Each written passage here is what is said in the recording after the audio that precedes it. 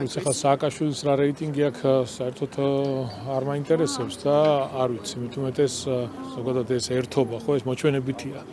ჯერ ერთი ყველა განულებული, გაუბედურებული, არც ერთ არანაირი რესურსი არ აქვს ქართულ საზოგადოებაში, იმიტომ რომ ყველა მიცის, რომ ესენი არიან მოღალატეები.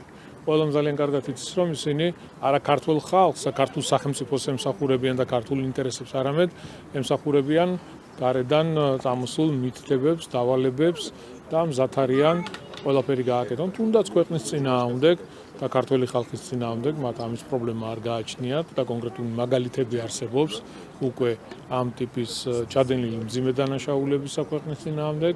საბამისად, საერთოდ არ მაინტერესებს ვინ, სად, როგორ იქნება. მათ არანაირი რესურსი არ აქვთ და სადაც არ უნდა გაერთიანდნენ, რა სახელებიც არ უნდა დაირქვათ, მათი მთავარი სახელი არის მოღალატეები.